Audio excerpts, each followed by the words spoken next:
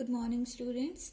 So this is the next part of online video, and today we'll discuss the third life process, that is transportation in case of human. Okay, transportation is also known as circulatory system in human. Like I have told you कि अभी तक हमने क्या पढ़ा है, digestion से, by the process of digestion what we get simple nutrients. Okay, and these nutrients they are absorbed by where? They are absorbed by small intestine, but still the nutrient is in digestive system कि small intestine तक आपका यहाँ पर nutrient release हो गए हैं, और small intestine के बाद अब ये न्यूट्रिएंट आपको पूरी बॉडी में क्या करने हैं, ट्रांसपोर्ट करवाना है. Likewise we have talked about respiration, and in that we have said कि inhaled oxygen it moves to the respiratory organ lungs.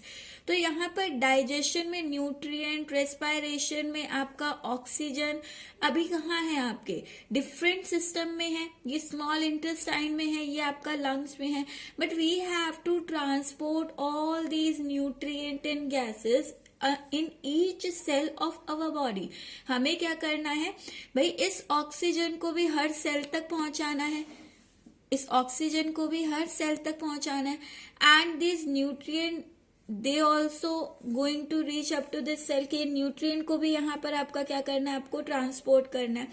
सो इन सभी न्यूट्रिएंट और गैसेस को आपके हर सेल तक ट्रांसपोर्ट करने के लिए we have another system that is transportation और circulatory system. Okay, so this is what I have written, the food that is digested within the alimentary canal, and oxygen that is absorbed by lungs.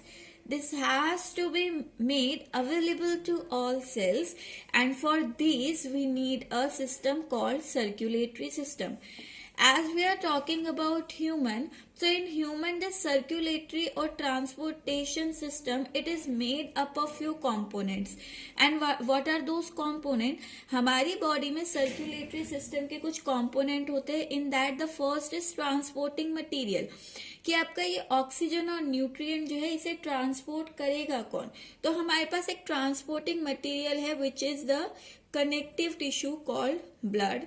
Now this blood, ये blood को आपके हर cell, हर organ तक पहुंचाने के लिए we need a pumping organ. Okay, क्योंकि यहाँ पर पंपिंग ऑर्गन की तरह आपका कौन वर्क करता है, हार्ट वर्क करता है. नाउ यहाँ पर ये जो पंपिंग ऑर्गन है, इसके अलावा हमें कुछ कंडक्टिंग ट्यूब्स चाहिए जो कि आपका इस ब्लड को, जिसके अंदर ऑक्सीजन है एंड न्यूट्रिएंट्स है, आयंस है, इसे ट्रांसपोर्ट करेगा, and that conducting tubes are called blood vessel. So these are the component of our transporting system. We'll talk about them in detail, and after that we'll talk about how the process of transportation held in our body. ठीक है, हमारी body में कैसे हो रहा है. तो पहले हम इन सभी कंपोनेंट्स को समझ लेते हैं, ये है क्या. Starting with our first component that is blood. A healthy adult have 5 to 7 liters of blood in his body or her body. And this blood is actually acting as a connective tissue. in your lower class 9th class में बच्चे blood हम पूरा detail में पढ़कर आए हैं कि जो ब्लड है वो एक कनेक्टिव टिश्यू की तरह वर्क कर रहा है. Why? Because it consist of two component, matrix and cell. Matrix मतलब यहाँ फ्लूइड प्रेजेंट होता है, और उस फ्लूइड के अंदर, like this is the fluid, and इस फ्लूइड के अंदर आपका क्या है, डिफरेंट सेल्स प्रेजेंट है. So if these two component matrix and cells they are present somewhere, so वो आपका क्या कहलाता है, that is called the connective tissue. Okay, तो यहाँ पर कनेक्टिव टिश्यू की तरह काम करे. Along with that it connects all body parts also. So because of these reason the blood acting as a connective tissue. Now this blood have further two components. अभी हमने बात की दो components से मिलकर बना है. The one is cells, and these cells are in some reference we are also call them formed elements. ये भी आपको मिल जाएगा। And plasma somewhere it is also written as matrix, तो मैट्रिक्स के नाम से भी मिल जाएगा। सो यहाँ पर दो कंपोनेंट है, प्लाज्मा, मैट्रिक्स और cells and formed element. So if we talk about the plasma, around 55% of total blood is constituted by plasma and it is composed of, इस प्लाज्मा में है क्या, ये मैट्रिक्स है, सिंपल वाटर है बच्चा। तो यहाँ पर इसके अंदर है क्या, it is composed of water, it is composed of water, ये एक वाटर है जिसके अंदर क्या प्रेजेंट है, water having ions, salt, nutrient, hormones, nitrogenous waste etcetera. हमारी बॉडी में जो भी कंपोनेंट आपको चाहिए, जो भी रॉ मटेरियल आपको चाहिए, सब आपको इसी वाटर के अंदर मिलता है। So that water is plasma and it is 55% of total blood. Now along with this, if we talk about the cells, तो formed element जो ब्लड के अंदर सेल्स है वो कौन कौन से है, we have RBCs, WBCs and platelets. So let me start with the RBCs. इनको भी हम थोड़ा डिटेल में कर लेते हैं. These cells are actually 45% of the total blood. Total blood का 45% क्या है, सेल प्रेजेंट है. अब इस सेल में the first one is RBC. RBC stand for red blood corpuscle. ये टर्म याद रखिएगा, रेड ब्लड सेल्स नहीं बोलते हम, we are calling them red blood corpuscles. Okay, so RBC stand for red blood corpuscles and in biological term we are using the term erythrocytes for RBC. Sites कहीं पर भी आए, ये आपका cell के लिए टर्म होता है. So it is also known as erythrocyte in biological term और in expanded form it is R red blood corpuscle. Why we are using the corpuscle not cell? Corpuscle का मतलब होता है बचा हुआ पार्ट, तो ये एक्चुअली सेल का बचा हुआ पार्ट है. And why we are calling so? See, बच्चे यहाँ पर ये एक पिक्चर है मैंने शो की है. This is something oval shape or round shape structure and this structure is of immature RBC. Immature RBC आपके round या oval shape के मिलते हैं एंड यहाँ पर आपका सेंटर में आपका क्या दिखाया है, शो किया है, what, nucleus.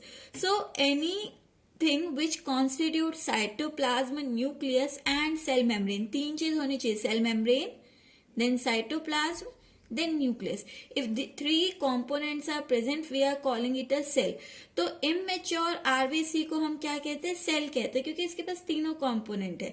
But as it starts growing, जैसे जैसे ग्रोथ करना स्टार्ट करता है, इसका जो न्यूक्लियस होता है वो कुछ सिग्नल्स देता है कि यहाँ पर एक पिगमेंट फॉर्म होने लगता है and that pigment is red pigment called haemoglobin. So as the cells grow this nucleus degenerate, ये धीरे धीरे कम होता जाता है और इस न्यूक्लियस की जगह यहाँ पर क्या फिल हो जाता है, HB. We are using this symbol to represent haemoglobin, capital H small b, ये सिंबल होता है हीमोग्लोबिन का. सो न्यूक्लियस डीजनरेट होता है and the complete cell get filled with haemoglobin red pigment. And यहाँ पर मेच्योरिटी में जो शेप होती है आरबीसी की, इट बिकम बायकॉनकेव. तो बायकॉनकेव शेप है, यहाँ पर क्या फिल्ड है, हीमोग्लोबिन फिल्ड है जो कि रेड पिगमेंट है. और यही हीमोग्लोबिन रेड पिगमेंट ये आपका क्या शो करता है, इट शो एफिनिटी. एफिनिटी होता है कि वो अट्रैक्ट होता है किसकी तरफ, it show affinity to bind with, कि वो बाइंड कर सकता है ऑक्सीजन एंड कार्बन से and help in their exchange, कि ये हीमोग्लोबिन ऑक्सीजन से भी बाइंड कर सकता है, कार्बन से भी बाइंड कर सकता है और बाइंड होकर क्या करता है, इन्हें एक जगह से दूसरे जगह ट्रांसपोर्ट करने का काम करता है. Now this RBCs, if we see the life span, आपका ये जो आरबीसी है यहाँ पर जब वो इमेच्योर था, at that time it is non functional also. ये कोई फंक्शन परफॉर्म नहीं कर रहा था. क्यों बचा, यहाँ पर जो फंक्शन परफॉर्म करना है वो होता है गैसेस का एक्सचेंज. और वो गैसेस का एक्सचेंज कौन कर पा रहा है, वो आपका तभी हो रहा है जब यहाँ पर इन गैसेस की बाइंडिंग किसके साथ हो रही है, हीमोग्लोबिन के साथ. तो इमेच्योर आरबीसी के अंदर तो हीमोग्लोबिन था ही नहीं. हीमोग्लोबिन कहाँ हुआ, जब वो मैच्योर हो गया. Now this is the mature functional RBC. ये मैच्योर फंक्शनल आरबीसी है जो कि गैस एक्सचेंज करने में क्या करेगा, हेल्प करेगा. अब यहाँ पर कोई भी आरबीसी गैस एक्सचेंज कराने या फंक्शन जो परफॉर्म करता है तो उसका लाइफ स्पैन जो है that is of around 120 days. Means जब ये आपका फॉर्म हुआ और उससे फॉर्म होने से लेकर लाइफ स्पैन, किसी ऑर्गेनिज्म की हम बर्थ से लेकर डेथ की बात करते, तो यहाँ सेल की बात हो रही है, तो सेल फॉर्म होने से लेकर सेल आपका जब तक फंक्शनल रहा, यानी कि जब तक डेड ना हो जाए तब तक ये आपका कितने टाइम तक रहता है, 120 डेज. तो 120 डेज में ही ये ग्रोथ करता है, फंक्शन परफॉर्म करता है, and after 120 days it die. और यहाँ पर बचा एक और point, because the mature RBC do not have nucleus. आपने अपने क्लास में, लोअर क्लास में, 9th क्लास, आपको ये बताया गया होगा, कभी भी कोई सेल डिवाइड करता है, whenever a cell divide, कभी भी कोई सेल डिवाइड कर रहा है तो यहाँ पर क्या होता है, सबसे पहले होता है उसका न्यूक्लियस डिवीजन, जिसे हम कैरियोकाइनेसिस बोलते हैं, है ना, पढ़ा होगा आपने. सो फर्स्ट क्या होगा, nucleus division, and it is followed by then cytoplasm division. तो पहले आपका कैरियोकाइनेसिस होगा और फिर साइटोकाइनेसिस होगा कि साइटोप्लाज्म का डिवीजन होगा, और वहां पर एक सेल अल्टीमेटली डिवाइड हो जाएगा इनटू 2 न्यू सेल. ठीक है, ये होता है. बट यहाँ पर न्यूक्लियस पहले डिवाइड होगा, इसमें तो न्यूक्लियस है ही नहीं. RBC corpuscle do not have any nucleus. और बच्चा क्योंकि यहाँ न्यूक्लियस नहीं है, this is the reason we are calling it corpuscle not cell. जब ये इमेच्योर था, it have nucleus, we are calling it cell. But as it get mature and filled with haemoglobin जैसे जैसे बनता गया, न्यूक्लियस कम होता गया और अल्टीमेटली न्यूक्लियस फिनिश हो गया. जब न्यूक्लियस फिनिश हो गया तो अब ये हमारे लिए सेल नहीं है, ये कॉर्पसल है, बचा हुआ पार्ट. और इफ नाम it is a corpuscle, बचा हुआ part, and as it do not have any nucleus, because यहाँ पर कोई न्यूक्लियस नहीं है, तो ये आरबीसी टेंडेंसी नहीं रखता कि ये डिवाइड कर कर न्यू सेल फॉर्म कर सके. So means it never undergo show no division. ये डिवीजन की कैपेबिलिटी शो नहीं करेगा. वाई? बिकॉज डिवीजन के लिए we need a nucleus first and it do not have any nucleus. Okay, so यहाँ पर 120 डेज वर्क करने के बाद ये क्या हो जाता है, डिग्रेड हो जाता है, डीजनरेट हो जाता है. ओके, यूज्ड अप हो जाता है बॉडी में. एंड यहाँ पर आपका हम बात अगर करें कि आपकी बॉडी में फॉर्म कहाँ हुआ, तो बच्चा जब एम्ब्रियो डेवलपमेंट होता है विद इन मदर बॉडी, जब मदर बॉडी में एम्ब्रियो डेवलप हो रहा होता है, उस टाइम उस एम्ब्रियो में, फीटस में जो ब्लड बनाने का, आरबीसी बनाने का काम करता है, वो करता है लीवर. ओके, तो यहाँ पर जब बेबी डेवलप हो रहा होता है इनसाइड मदर बॉडी, तब तो आरबीसी कौन बनाता है, लीवर. उसके बाद आपका यहाँ पर जैसे ही स्प्लीन फॉर्म होता है एंड बोन्स फॉर्म होती है, तो यहाँ पर स्प्लीन एंड बोन्स जो है उसका वर्क हाईजेक कर लेते हैं, यानी कि अब लीवर नहीं बनाएगा. बच्चों के अंदर ये स्प्लीन का साइज बड़ा होता है, तो वहां पर स्प्लीन आरबीसी का प्रोडक्शन ज्यादा कर रही होती है.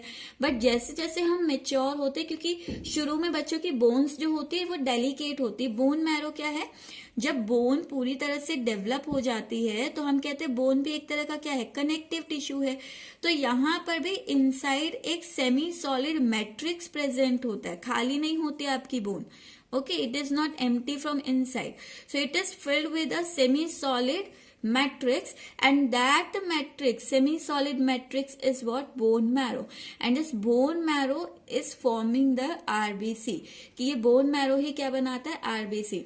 तो अडल्ट में यानी कि हमारी बॉडी में मेन जो फॉर्म करने का काम आरबीसी फॉर्म कौन कर रहा है, बोन मैरो कर रहा है। चाइल्ड के अंदर आपका ज्यादा आरबीसी कौन फॉर्म करता है, स्प्लीन करता है, क्योंकि वहां पर बोन तब तक डेलिकेट होती है और पूरी तरह से डेवलप नहीं होती। अब हमारी बॉडी में ये भी आप पूछ सकते हो कि क्या हमारी बॉडी में स्प्लीन एक्टिव नहीं है, बिल्कुल एक्टिव है बच्चा, but as we grow spleen बच्चों में बड़े साइज का होता है। It's a organ present in your chest region, so it is of large size in case of children, and as we grow ये धीरे धीरे डीजनरेट होता है up to the age of 60 के आसपास ये धीरे धीरे डीजनरेट होता है। तो थोड़ा थोड़ा आरबीसी फॉर्म करेगा, बट उतना आरबीसी आपके लिए सफिशिएंट नहीं होता है। तो यहाँ पर एज यू ग्रो मेन काम बनाने का आपका बोन मैरो करेगी, बट स्प्लीन भी होगा, वर्क कर रहा होगा आपका, बट थोड़े बना रहा होगा, ठीक है। So these two are the parts in your body where the RBCs are formed, and after working for 120 days, RBCs move to the organ called spleen, and in this spleen it get die। तो यहाँ पर spleen ही वो organ था जहां उसकी formation हुई, okay और spleen ही आपका वो ऑर्गन है जहां पर उसकी डेथ हुई। इसलिए हम स्प्लीन को फैक्ट्री ऑफ आरबीसी भी कहते हैं, फैक्ट्री क्योंकि यहाँ पर आपका फॉर्म हो रहा है, तो यहाँ पर फैक्ट्री ऑफ आरबीसी भी कहते हैं क्योंकि बनते हैं। और इसे ग्रेवयार्ड ऑफ आरबीसी भी कहते हैं। ग्रेवयार्ड टर्म होता है शमशान के लिए। तो बन के फंक्शन परफॉर्म करने के बाद डाई होने के लिए भी कहाँ आते हैं, स्प्लीन के पास आते हैं। सो it is factory and graveyard of RBC, okay. And आपके एक अडल्ट पर्सन जो कि हेल्दी है उसकी बॉडी में जो आरबीसी का काउंट होता है that is in million, around 3 to 5 million आपकी बॉडी में आरबीसीज होते हैं।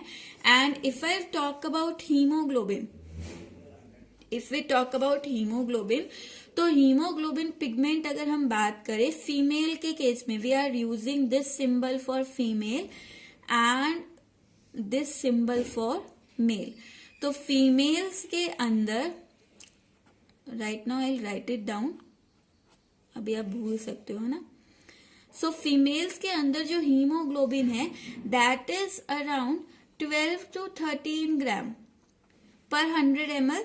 तो यहाँ पर आपका 12 to 13 gram if you have, तो यानी कि आपकी बॉडी में सफिशिएंट है। In case of male it is around 13 to 14 और 14 to 15 एवरेज हम लेते हैं, इतना ग्राम प्रेजेंट होना चाहिए हेल्दी। अगर आपका 7 से नीचे in females, if it is less than 7, तो वहां पर फीमेल्स क्या कहलाती है, anemic. So in India most of the female is having around 11 के आसपास मिलता है, ठीक है। तो ज्यादातर जो फीमेल्स होती है वो अनेमिक होते हैं क्योंकि एवरेज 12-13 जो है वो बहुत कम मिलता है।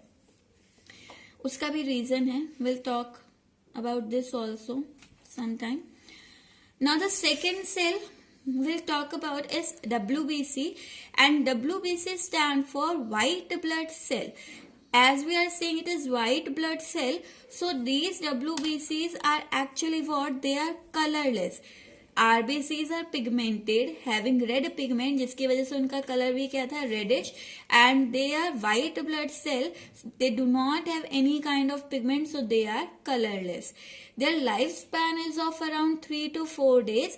And WBCs बच्चे बहुत टाइप के होते हैं, तो कहीं पर आपको 1 week भी मिलेगी, कहीं आपका 7 days भी मिलेगी। हम एक एवरेज लेते हैं कि वर्किंग टाइम कब तक होता है, तो एक आपके WBC का अगर हम ऑन एन एवरेज ले तो 3 से 4 दिन तक आपका ये वर्क करते हैं, and after that they divide, okay. In biological term we are using the term leukocyte, या फिर in some book you will also find lymphocyte.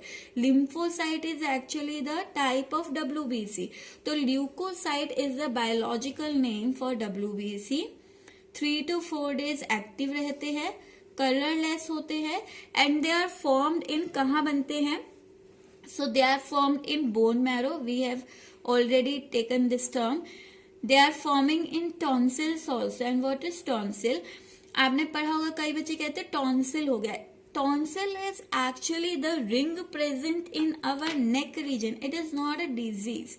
यहाँ पर आपके नेक रीजन में एक रिंग प्रेजेंट होती है and this ring have certain cells and these cells are responsible for forming the WBCs।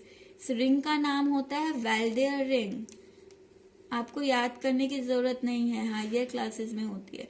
तो ये वैल्डेयर रिंग जो होती है, यहाँ पर आपके कुछ ग्रुप ऑफ सेल्स होता है and they are forming the WBCs। Okay, तो इसी रीजन को हम टॉन्सिल रीजन कहते हैं। अब टॉन्सिल आप डिजीज कब कहते हैं कि जब इस रीजन में स्वेलिंग हो जाती है ना, तब उसे सिंपल हम टॉन्सिल भी बोल देते हैं। Otherwise it is a organ present in your neck region in the form of ring, forming what? Forming WBC. Okay, likewise some mass of cell is also, patches of cell is also present in your intestine, which is called pair patches of small intestine, and this pair patches of small intestine, they are also forming the WBCs in our body. So they are some of the organs which are forming WBCs in your body. Along with that, WBCs have capability as they have nucleus, so they can divide to form the new cells. Now what these WBCs are doing, they are called the soldiers of our body as they forms the immune system of our body and fights against the pathogen and antigen. So यहाँ पर ये हमारी body के soldiers कहलाते हैं क्योंकि ये हमारा इम्यून सिस्टम बनाते हैं and they fight with the pathogen, pathogen के साथ फाइट करने में हेल्प करते हैं। Next we'll talk about the next cell, that is blood platelets, and these blood platelets are called thrombocytes. These thrombocytes, they help in the clotting of blood. Okay, and the lifespan is again 7 to 10 days.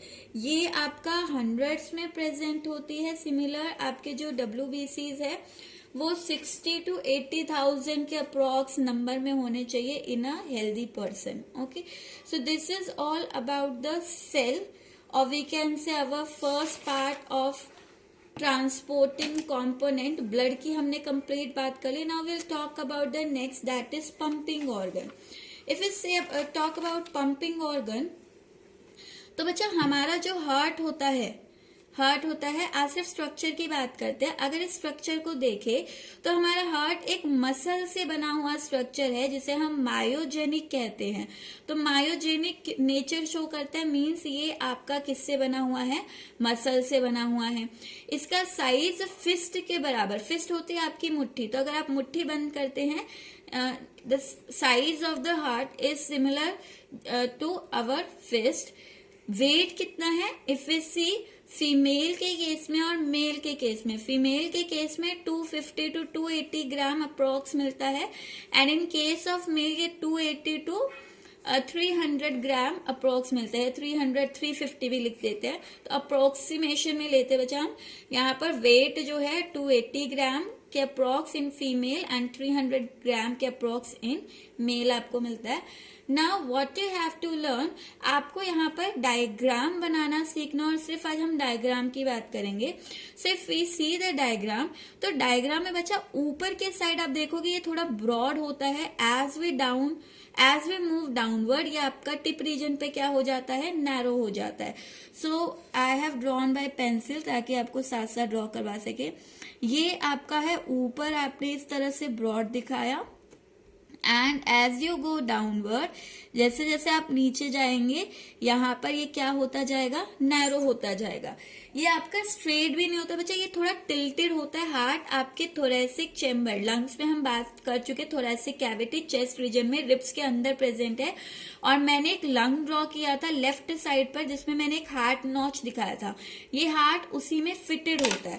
So I have drawn such kind of lung, और यहाँ पर मैंने heart notch दिखाया था। यहाँ पर आपका heart जो है वो लोकेटेड होता है and it is somewhat tilted, ये लेफ्ट साइड की तरफ टिल्टेड होता है, टेढ़ा होता है। ठीक है, so this is the outline of heart. Now this heart is 4 chamber. ये कितने चैम्बर है? 4 चैम्बर। तो इनसाइड में यहाँ पर 4 चैम्बर ड्रॉ कर रही हूँ। This is the first chamber, this one is second जैसे कंपार्टमेंट होते हैं, रूम होते हैं, वैसे ही हमारे हार्ट के अंदर भी क्या है, 4 कंपार्टमेंट है, 4 रूम है, जिसे हम चैम्बर कह रहे हैं. So this is the chamber. Now whenever we draw a diagram, जो हमारे राइट हैंड की साइड पर आपका साइड होती है, वो आपकी बॉडी का लेफ्ट पार्ट होता है, क्योंकि बच्चा हम सामने ड्रॉ कर रहे हैं, ठीक है. तो अगर मैं यहाँ पर देखूं तो ये मेरा राइट हैंड है, यहाँ पर ये सारा पार्ट आपका लेफ्ट साइड है हार्ट की, और ये मेरा लेफ्ट हैंड है, तो मेरा लेफ्ट हैंड मेरे हार्ट की क्या होगा, राइट साइड होगा. ओके, तो यहाँ पर अगर मैं बात करूं इस हार्ट में, ऊपर वाले 2 चैम्बर्स को हम कहते हैं ऑरिकल, नीचे वाले 2 चैम्बर्स को हम कहते हैं वेंट्रिकल. क्योंकि ये लेफ्ट साइड में है तो इस साइड हम इसे क्या कह देंगे, this is called your left auricle. ये आपका क्या होगा, this is the left auricle या फिर left atrium. Okay, this is the left ventricle.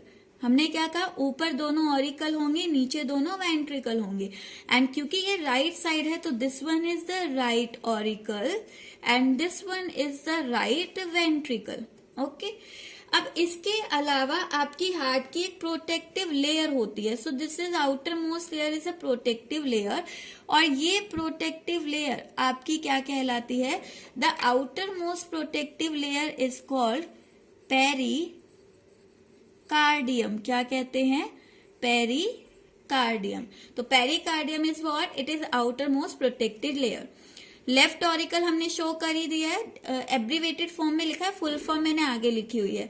अब अच्छा, इन ऑरिकल के बीच में ये जो पूरी हार्ट की वॉल है, ये पूरी हार्ट की वॉल आपका कहलाती है सेप्टा. पूरी वॉल को हम सेप्टा ही कहते हैं.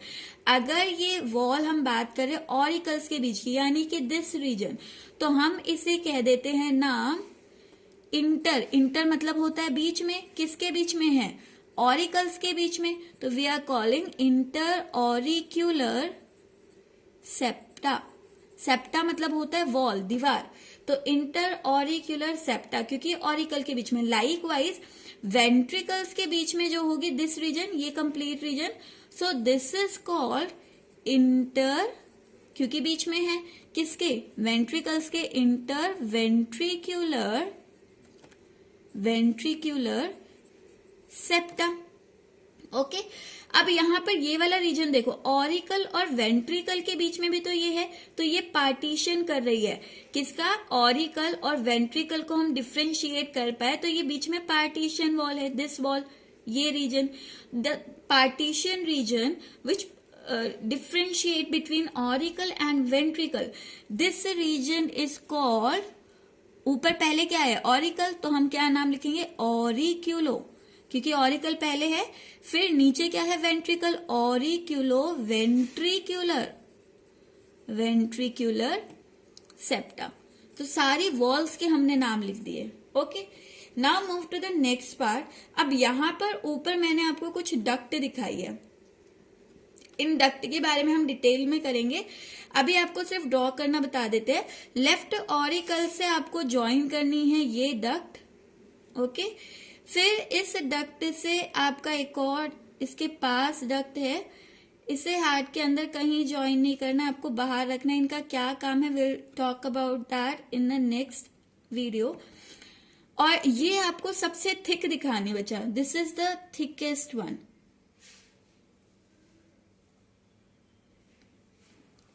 This is the thickest one and right auricle से अटैच्ड आप दिखा सकते हैं ये. तो ये आपकी एक है डक्ट, एक और. तो ये सारी डक्ट जो है वो वॉल के एंटीरियर साइड पर होते. इन डक्ट्स का नाम क्या है और काम क्या है, that will take in the next video, क्योंकि अभी मैं साथ साथ बताऊंगी तो कोई फायदा नहीं, आपको तब बताएंगे जब इनका फंक्शन पता होगा. Okay, so this is all for today. आज के लिए इतना ही. Next will talk in next video. Okay, fine. Thank you so much.